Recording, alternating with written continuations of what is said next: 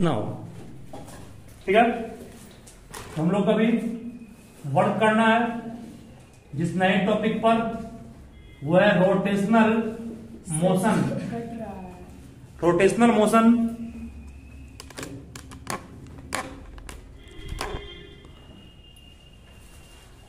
हमें जिस टॉपिक पे काम करना है वो है rotational motion of rigid body. ठीक है, बिल्कुल बढ़िया टॉपिक है ये, और तुम लोग सबका पढ़ा हुआ टॉपिक ये है।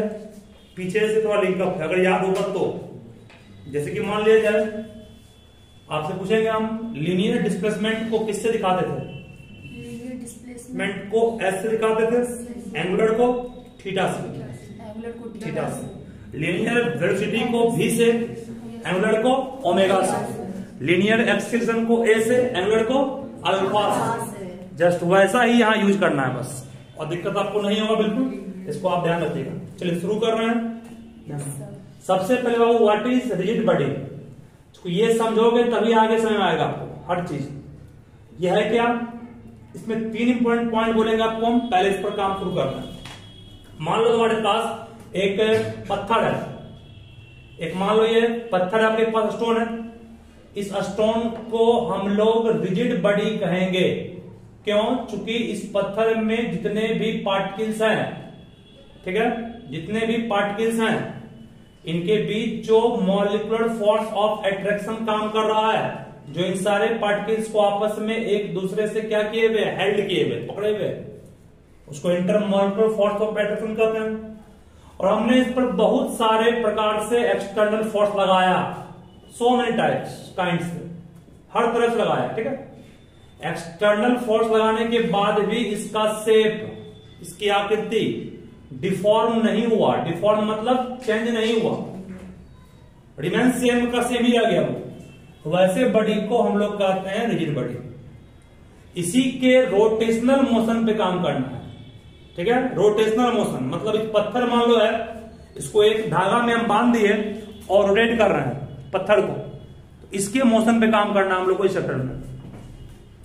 दिमाग में लगाओ, अगर इस पत्थर को किसी धागे से हम बांध देंगे और रोटेट करेंगे इसको, पत्थर को, इस पत्थर को पहले हम बांधे धागा से, स्ट्रिंग से, धागा मान लो है, और रोटेट कर रहे हैं किसको, इसको हम लोग घुमा रहे हैं मान लो एंटी क्लॉकवाइज।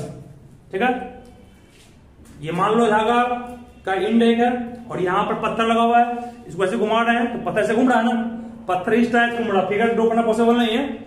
मान लो कि ये आपका हैंडल है, इससे आप लोग पत्थर की बांधे और ये आपका ऐसे, मतलब ऐसे घूम रहा पत्थर इस तरह से।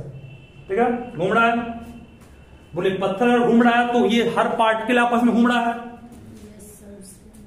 तो सपोज करो, एकदम ध्यान देना जो बोल रहे हैं, सपोज करो कि इस पार्टिकल की हम बात कर रहे हैं और एक ये 2 पार्टिकल डेवलप किए हैं, शुरुआत में दोनों यहां और यहां है।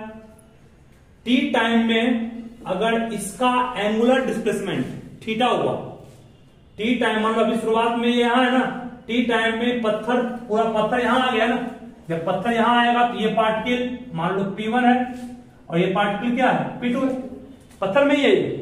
जब पत्थर मूव करेगा तो पत्थर यहां मान लो आया, वही पत्थर सेम पत्थर है, पत्थर यहां आया टी टाइम के बाद, ये पार्टिकल P1 यहां पहुंचा, ये पार्टिकल P2 यहां पहुंच गया होगा, पार्टिकल पत्थर के अंदर ही है।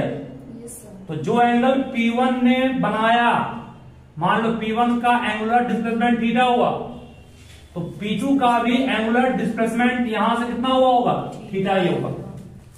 क्या मतलब कि मान लो ये बुकी है, अगर या मान लो कि आपके पास ये मार्कर है, इस मार्कर के अंदर बहुत से पार्टिकल्स हैं, अगर मार्कर को तुम ऐसे घुमा रहे हो, इस टाइप से घुमा रहे हो ना, तो अगर मार्कर का E और यहां C है ना, मान लो C और E पार्टिकल्स है, अगर टी टाइम में C आपका थीटा एंगल बनाया तो E भी क्या हुआ होगा, थीटा बनाया होगा। ये C है ना, यहां लिखा हुआ, मतलब बोलना ये चाह रहे हैं कि अगर कोई बॉडी होगा रिजिड, रिजिड, पानी नहीं ले रहे हैं, पानी में आपका जान लिया अलग अलग टाइप का होगा मोशन, बोतल को मान लो घुमाएंगे हम लोग तो यहाँ पे क्या होगा, वाटर का मॉलिक्यूल क्या फिक्स है क्या, वो नहीं है, तब वहां पर आप सेम नहीं कहिएगा, क्योंकि यहाँ जब घुमाएंगे तो पानी में घूम रहा है ना, इससे क्या होगा आपका, ये आपका प्रिफरेंस यहाँ यूज किए हम लोग, एंगुलर डिस्प्लेसमेंट सेम होगा, सेम नहीं होगा।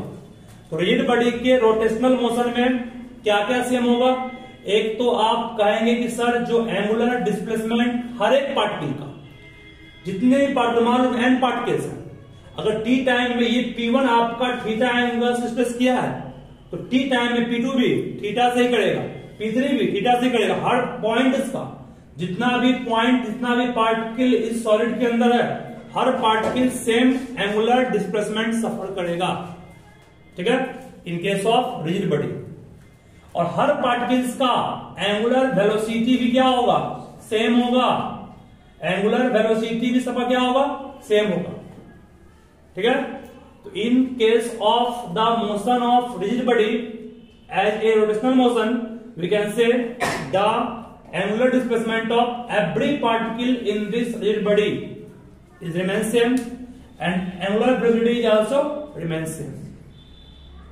समान क्या बोले हम, क्यों? क्योंकि पार्टिकल टाइटली हेल्ड है, कितना भी घुमाइए उसको आप, वो पार्टिकल अपने जगह से विचलित नहीं हो रहा है, वो जो का त्यों वैसे ही रहेगा, ठीक है।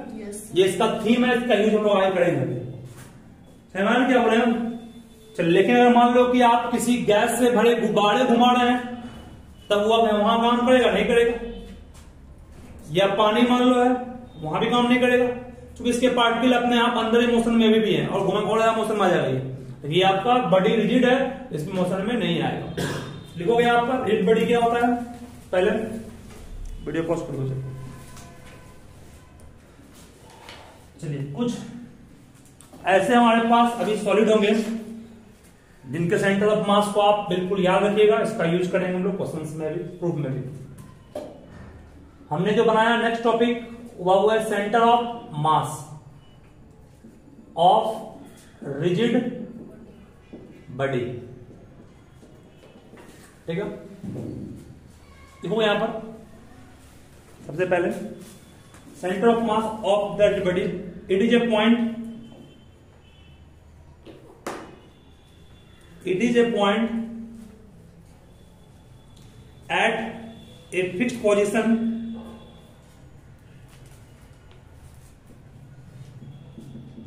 it is a point at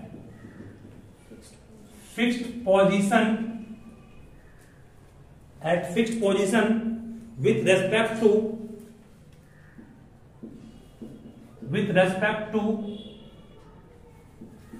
body at hall, SWHOL लिखा होगा, बॉडी एट हॉल, ठीक है।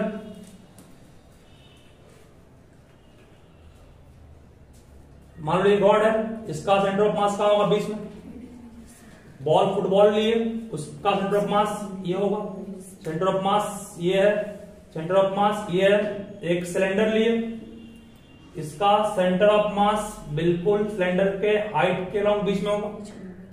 एक कोन लिए, एक कोन है, ठीक है, इसका सेंटर ऑफ मास बिल्कुल सेंट्रोइड पर होगा, सेंट्रोइड नहीं पड़ेगा, सेंट्रोइड पर होगा। सेंटर ऑफ मास ऊपर भी नहीं है, बीच में भी नहीं है, नीचे होता है, ठीक है। चलिए, और आपका इस तरह से आपको ध्यान रखना पड़ेगा, बस हो गया इतना ही, ठीक है, मेनली। अब यहां पर अभी आपसे पूछेंगे सेंटर ऑफ मास किस बात पर डिपेंड करता है, सेंटर ऑफ मास किस बात पर डिपेंड करता है। देखो, factor affecting centre of mass, factor affecting centre of mass, factor affecting centre of mass, हो गया। देखो, इसको पॉज कर लो। सेंटर ऑफ मास डिपेंड करता है दो बात पर। एक देखोगे ज्योमेट्रिकल शेप, बॉडी का शेप कैसा है, ठीक है, तुम लोग पहले कहे भी थे बॉडी का शेप पर। और दूसरा है मास डिस्ट्रीब्यूशन, ये भी आप लोग पढ़ाया गया है दूसरे तरीका से। जैसे मान लिया जाए, पढ़ाया जाए कौन, ये बॉडी हमारे पास है, बॉडी का सेंटर ऑफ मास बिल्कुल बीच में हो गया, नहीं, क्यों नहीं, इस तरफ चला है, इधर होगा ना। इसका मतलब मास डिस्ट्रीब्यूशन, मतलब यूनिफॉर्मली मास डिस्ट्रीब्यूट है कि नहीं है, उस पर डिपेंड करेगा। इन दो बात पर डिपेंड करेगा। कौन? सेंटर ऑफ मास का पोजीशन। ठीक है, सेंटर ऑफ मास का पोजीशन इन दो बातों पर डिपेंड करेगा। अब हम लोग जो काम कर रहे हैं उस पर थोड़ा गौर कीजिएगा।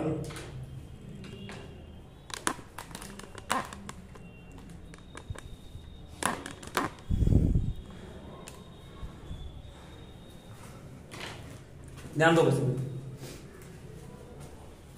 देखो ध्यान से, क्यों बोल रहे हैं हम? आपके पास कोई क्यूबाइड है, मान लो कोई क्यूबाइडल बॉक्स है, ईटा है मान लो। किसी ईट का सेंटर ऑफ मास कहां होगा? किसी ईट का सेंटर ऑफ मास उस पॉइंट पर होगा जहां उसका डायगोनल कटता है। सुना है क्या बोला? जिस पॉइंट पर ईट का डायगोनल कटेगा उसी पॉइंट उस पर सेंटर मास होगा। ईट वाले केस में, क्यूब वाले केस में ये काम होगा। रेक्टेंगल में क्या होगा? मान लो कि तुम्हारे पास रेक्टेंगुलर लेमिना है। लेमिना मींस क्या टुकड़ा होता है। उस रेक्टेंगुलर लेमिना का सेंटर ऑफ मास कहां होगा? बिल्कुल वहां भी उसका डायगोनल जहां कटेगा वहीं पर। तो रेक्टेंगल, क्यूबाइड, क्यूब में सेंटर ऑफ मास उसी पॉइंट पर होगा जहां उसका डायगोनल कट रहा है। यहां पर सेंटर ऑफ मास ये क्या है? What is this? रेक्टेंगल से मान लो है ये सेंटर ऑफ मास, इसके डायगोनल जहां कट वहीं होगा। स्फेयर के केस में सेंटर ऑफ मास उसका ज्योमेट्रिक सेंटर पर ही होगा। स्फेयर का जहां ज्योमेट्रिक सेंटर पड़ती है, बचपन से आ रहे हैं लोग ना, वही सेंटर ऑफ मास होगा। सिलेंडर वाले में क्या होगा? Geometric centre of their height, उसका हाइट का ज्योमेट्रिक सेंटर यहां बीच में मिड पॉइंट, वहीं पर सेंटर ऑफ मास होगा। किसका? सिलेंडर का। कौन का सेंटर ऑफ मास में एक पॉइंट आपको बोल रहे हैं, यूज करेंगे इसका। ये पूरा हाइट मान लो अगर h है, सपोज को this is the whole height h, कौन वाले केस में, तो इसका सेंटर ऑफ मास जो होगा वो बेस से, बॉटम से h/4 यूनिट पर होगा। h/4 यूनिट, इसको याद रखिएगा। ठीक है, h/4 यूनिट पर इसका सेंटर ऑफ मास होगा। हाँ, लेकिन मान लो अगर आपके पास कोई ट्रायंगुलर लेमिना होता है, ट्रायंगल एबीसी का ट्रायंगल है, ये ट्रायंगल है, तो उसका सेंटर ऑफ मास कहां होगा? जहां इस ट्रायंगल का मीडियंस कटेगा, और जहां मीडियन कटता है उसको सेंट्रोइड बोलते हैं ना। इसमें सेंटर ऑफ मास कहां होगा? सेंट्रोइड पर होगा। ट्रायंगल वाले केस में, ट्रायंगल वाले केस में सेंटर ऑफ मास सेंट्रोइड पर होगा। कौन वाले केस में? बेस से h/4 मीटर ऊंचाई पर होगा। सिलेंडर में बिल्कुल उसके हाइट का मिड पॉइंट होगा। Sphere, circle, ring, sphere, circle या आपके पास रिंग होता है, ये रिंग है मान लो, है ना रिंग, तीनों में ज्योमेट्रिकल सेंटर पर सेंटर ऑफ मास होगा। ठीक है, रेक्टेंगल, क्यूबाइड, क्यूब में कहां होगा? जहां पर उसका डायगोनल कट रहा है। ठीक है, कौन वाले में? h/4 को। बस यही मुख्य बात थी। सेंटर ऑफ मास तीन सॉलिड का या किस 2 डायमेंशनल फिगर का, ये 2D है, ये 2D है, ये 2D है, 3D, 3D, ये 2D। 2D और 3D का सेंटर ऑफ मास कहां होगा? उसका पोजीशन आप ध्यान रखिएगा। रेक्टेंगल, क्यूबाइड, क्यूब में किस पॉइंट पे होगा? जहां उसका डायगोनल कट कर रहा है। सर्कल, डिस्क, स्फेयर में उसके ज्योमेट्रिक सेंटर पे होगा। सिलेंडर में उसके हाइट का मिड पॉइंट होगा। कौन में उसके बेस से h/4 metre along the height होगा। और आपका ट्रायंगल में जिस पॉइंट पर उसका मीडियंस कट कर रहा होगा। ठीक है, हो गया बेटा? यस सर, मिटा दीजिए। चलिए फटाफट लिखिए फास्ट में इसको। इसका फिगर हम भेज देंगे, इसका फिगर आपको मतलब भेज देंगे और नोट कर लोगे। इसका फिगर आपको हम इससे बेटर भेजेंगे, बुक से आप लोग नोट कर लीजिएगा। सेंटर ऑफ मास किन बातों पर डिपेंड किया, ये भी हो गया। चलिए अब हम नेक्स्ट बनाओगे टॉपिक, फटाक से आओगे। देखो रोटेशनल मोशन ऑफ, एक मिनट देखो, equation of rotational motion, equation of rotational motion, equation of rotational motion. हमको लगता है इसको प्रूफ अब नहीं करने की जरूरत पड़ेगी, क्योंकि प्रूफ हम पहले कर चुके हैं। याद तुम लोग होगा तब, लेकिन याद नहीं होगा तो करना पड़ जाएगा फिर हमको। देखिए, इक्वेशन ऑफ रोटेशनल मोशन को हम प्रूफ किए हैं, आपको रिमाइंड थोड़ा कर रहे हैं। रिमाइंड ऐसे कर रहे हैं क्योंकि हम अभी आपसे कुछ टर्म पूछे थे, जिस टर्म का जवाब आया था थीटा, ओमेगा और अल्फा ग्रुप। देखो एस वहां पर था डिस्प्लेसमेंट, और यहां रिप्लेस किससे हो गया? थीटा से। क्या मान लो एक बॉडी है, एक पार्टिकल यहां पर है P, कुछ टाइम के बाद यहां पहुंचा Q पर, जितना एंगल वो सेंटर के साथ बनाया वही एंगल क्या आपका हो गया, एंगुलर डिस्प्लेसमेंट। ठीक है, कहां जा रहे जी,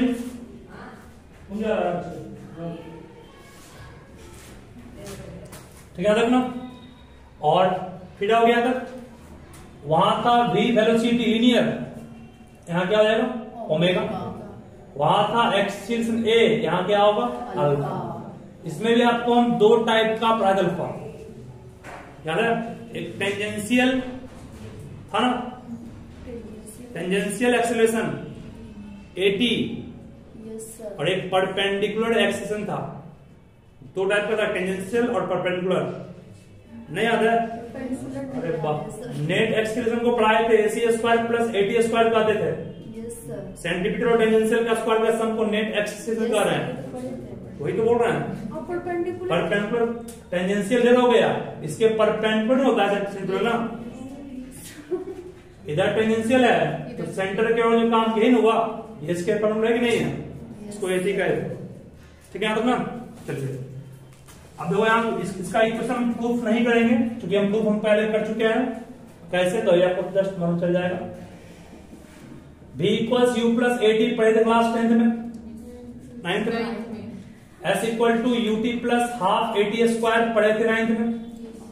और v square equal to u square plus 2as पढ़े थे 9th में। ये किस टाइप के मोशन की बात की गई थी इसमें, इसको कहते थे लीनियर या रेक्टिलिनियर मोशन, सही है। बट एंगुलर मोशन में, मीन्स एंगुलर मोशन में कट रहा है क्या,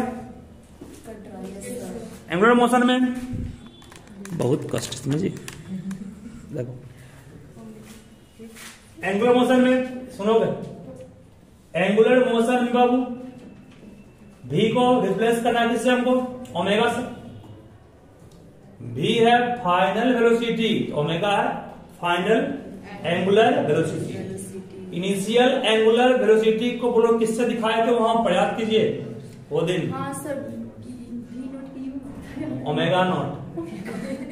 हाँ, ए को अल्फा, टी तो टाइम है, टाइम एंगुलर, और लीनियर नहीं होता, टाइम टाइम होता है, चलते रहता है जो कहते हैं। ठीक है, इसमें क्या होगा, इसका theta u omega naught into t plus half alpha t square. ठीक है, इसमें omega square minus omega naught का square equal to 2 alpha theta.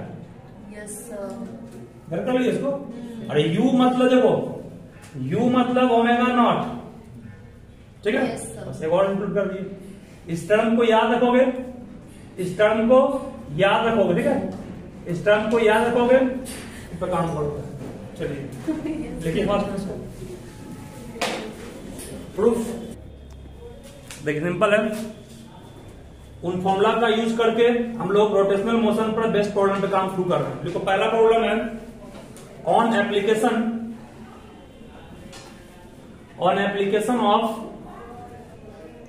Constant torque. Torque क्या होता है, फोर्स होता है। रोटेशनल में टॉर्क को फोर्स कहते हैं, रोटेशनल में P को मोमेंटम को L कहते हैं, रोटेशनल में P को M कहे, P को L कहे, P आप पढ़े थे MV, यहां पर MVR। ठीक है, सुनो क्यों कहे MVR, क्यों कहे MVR, क्यों आया बोले कोई,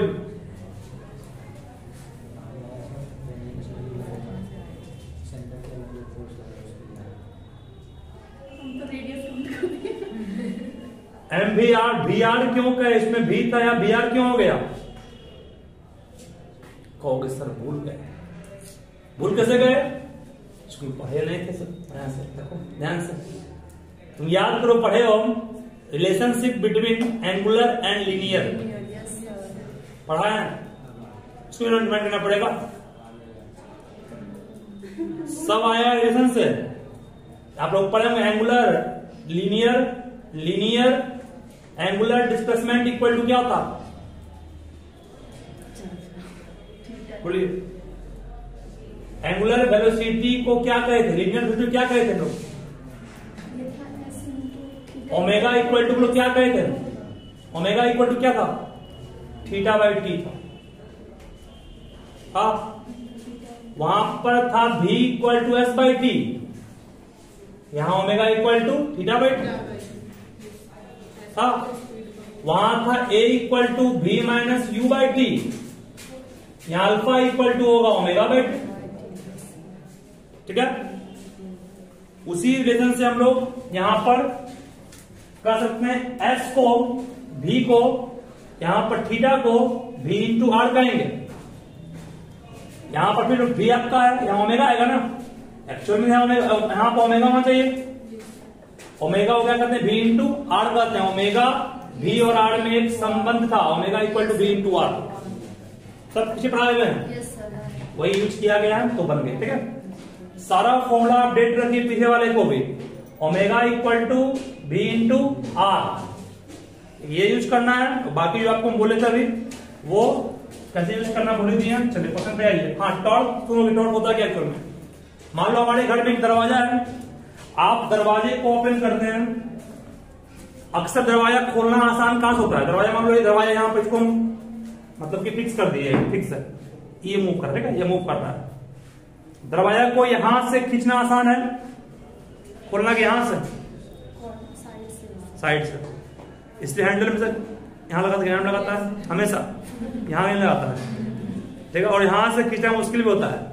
इन सबका रीजन आपको चैप्टर में पढ़ना है। ठीक है, सुनोगे यहाँ पे जो तुम सुनो लोग, जो यहाँ पर ये जब तुम दरवाजा खोले तो बड़ी ऐसे तुम गेट आगे बढ़ गया, गेट वैसे मूव करता है ना, इस टाइप के फोर्स, ऐसा फोर्स जो कि किसी बॉडी को रोटेट करे, रोटेट हो गया ना, उस टाइप के फोर्स को हम लोग क्या कहते हैं? टॉर्क कहते हैं। जिस टॉर्क का फॉर्मूला होगा either force into perpendicular distance between them, either force into perpendicular distance between them. ठीक है, चलिए तो इतना काम हम लोग बोल दिए, सॉल्व आते हैं। On the application of constant force a wheel, एक कांस्टेंट टॉर्क लगाने के बाद एक चक्का जो है इस टर्न, चक्का घूम गया। चक्का क्या किया? घूम गया। कहां से घूम गया? तो रेस्ट से घूम गया बाबू, मतलब इनिशियली वो रेस्ट में था। थ्रू कितना एंगल? थ्रू कहा गया 400 रेडियन। कहा थे आपको रेडियन किसका यूनिट है? एंगल का। एक रेडियन में कितना होगा? 180। पाई रेडियन में होता है 180। एक रेडियन में 180 बाय पाई है ना, मैथ खत्म नहीं है। चलिए 400 रेडियन इन 10 सेकेंड, 400 रेडियन इन 10 सेकेंड। फाइंड, पहला क्वेश्चन है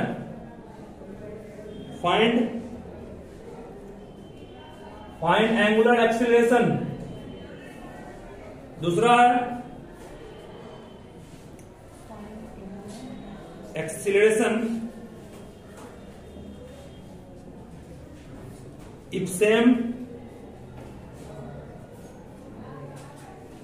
if same torque continues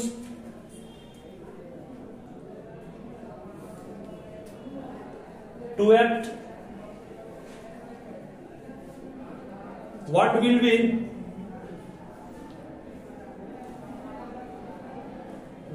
be angular velocity of wheel after 20 seconds from a start? After 20 seconds from a start। बिल्कुल बढ़िया से बहुत सोचो, और पहला क्वेश्चन तो काफी इजी बन जाएगा।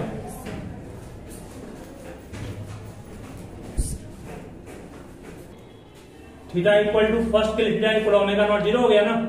टी का मान टी छोड़ दिए, हाफ इंटू अल्फा का मान निकालना है। टी का मान कितना दिया हुआ है? टाइम 10 सेकेंड, 10 का स्क्वायर 100। थीटा का मान कितना दिया हुआ है? 400। हो जाएगा, बराबर बन जाएगा ना। तो 400 दुनिया 800 इक्वल टू 10 अल्फा। अल्फा का मान 10 मीटर नहीं, 8 10 रेडियन पर सेकेंड स्क्वायर। 10 नहीं, 8 मतलब तो 8 आना आपका 10 8 रेडियन पर सेकेंड स्क्वायर आएगा ना। Yes sir. जब अल्फा मिल ही गया तो नंबर 2 बन जाएगा। अगर सेम टॉर्क में सेम फोर्स लगा रहे हैं लगातार, तो उसका वेलोसिटी कितना पूछ रहा है, what is the velocity after 20 second. तो किसका यूज करें, थर्ड यूज करते हैं। थर्ड नहीं तो फर्स्ट यूज करो। ओमेगा रेस्ट में है, ओमेगा नॉट निकालना है, ओमेगा छोड़ दो, ओमेगा 0 हो गया, अल्फा का मान 8 निकालने, टाइम कितना है 20 सेकेंड। ओमेगा का मान कितना आएगा 8, 160 रेडियन पर second square. This is your answer. Yes sir.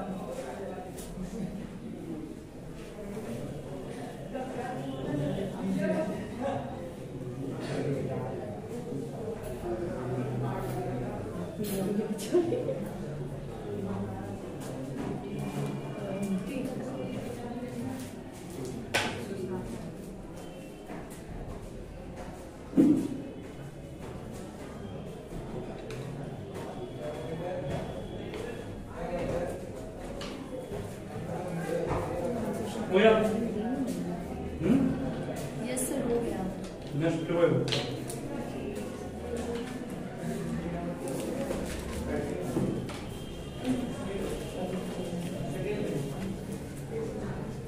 एक और सवाल है पास में।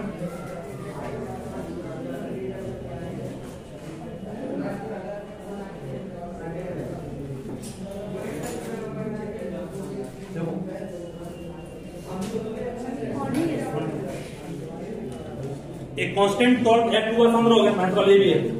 एक कांस्टेंट टॉर्क एक्ट हुआ है चट्टे पर, starting from rest, that means omega naught का मान 0।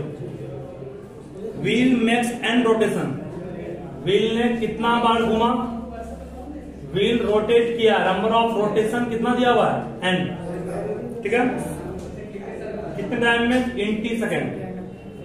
सो दैट, सो करना मीन्स यहां में प्रूफ करना है, शो करना है कि एंगुलर एक्सीलरेशन जो होगा वो 4πn/t square, 4πn/t square radian पर सेकेंड स्क्वायर होगा।